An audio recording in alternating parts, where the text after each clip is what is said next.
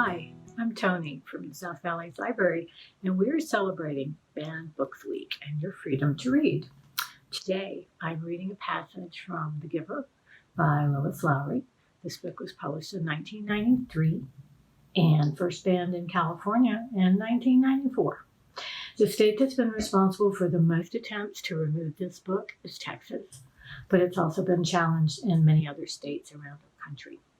The Giver remains among the top 100 most challenged books due to complaints about violence and dark themes. So let me give you just a brief summary of what the story is about.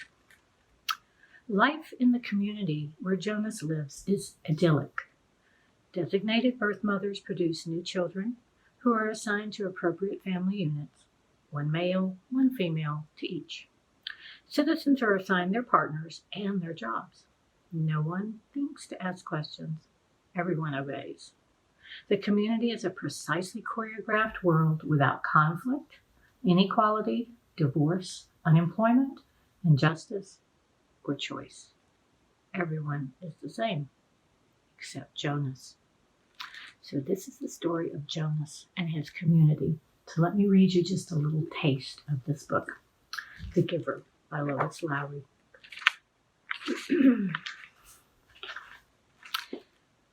It was almost December, and Jonas was beginning to be frightened. No, wrong word, Jonas thought. Frightened means that deep, sickening feeling of something terrible about to happen. Frightened was the way he had felt a year ago when an unidentified aircraft had overflown the community twice.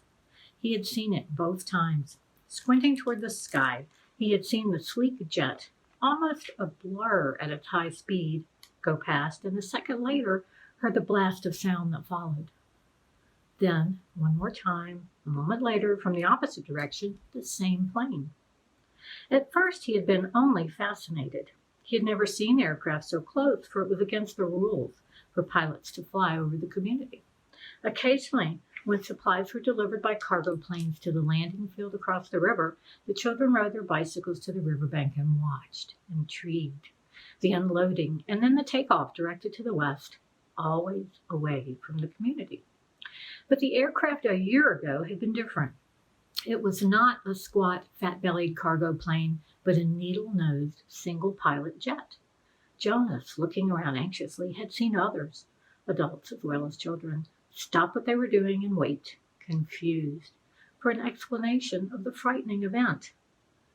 Then, all of the citizens had been ordered to go into the nearest building and stay there. Immediately, the rasping voice through the speakers had said, "Leave your bicycles where they are." Instantly, obediently, Jonas had dropped his bike on its side on the path behind his family's dwelling. He had run indoors and stayed there alone. His parents were both at work, and his little sister Lily was at the child care center where she spent her after-school hours.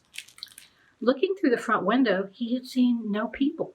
None of the busy afternoon crew of street cleaners, landscape workers, and food delivery people who usually populated the community at that time of day.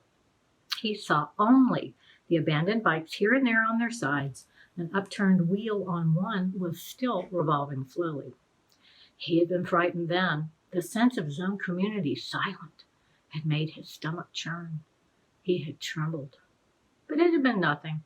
Within minutes, the speakers had crackled again, and the voice, reassuring now and less urgent, had explained that a pilot in training had misread his navigational instructions and made a wrong turn. Desperately, the pilot had been trying to make his way back before his error was noticed. "Needless to say, he will be released," the voice had said, followed by silence. There was an ironic tone to that final message, as if the speaker found it amusing. And Jonas had smiled a little, though he knew what a grim statement it had been. For a contributing citizen to be released from the community was a final decision, a terrible punishment, an overwhelming statement of failure. Even the children were scolded if they used the term lightly at play, jeering at a teammate who missed a catch or stumbled in a race. Jonas had done it once, had shouted at his best friend, "That's it, Asher, you're released," when Asher's clumsy error had lost a match for his team.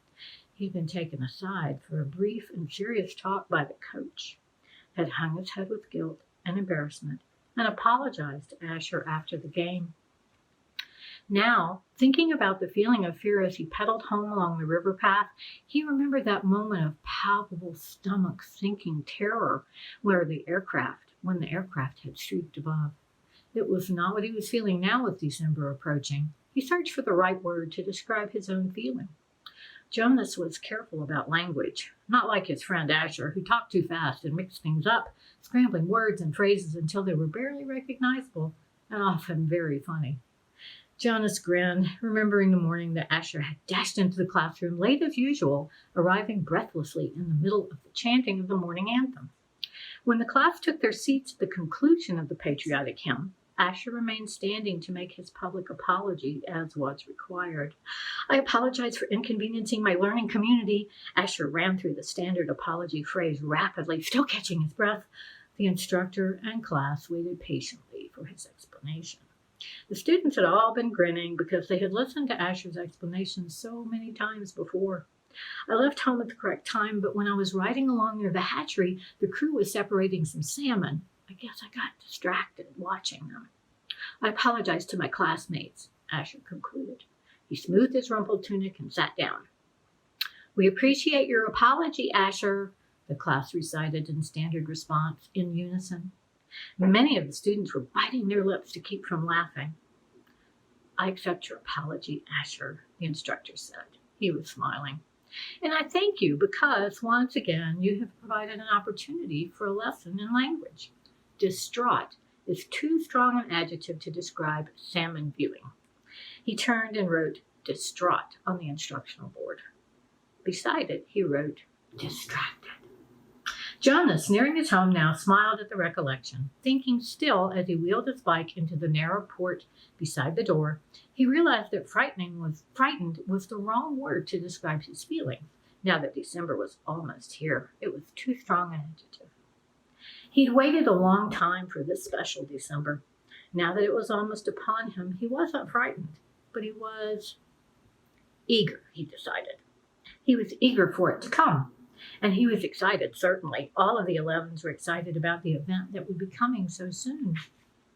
But there was a little shudder of nervousness when he thought about it, about what might happen. Apprehensive, Jonas decided. That's what I am.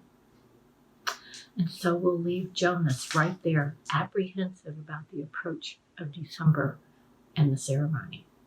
So this is The Giver by Lois Lowry, read to you, in part, a little taste of the beginning in honor of Banned Books Week.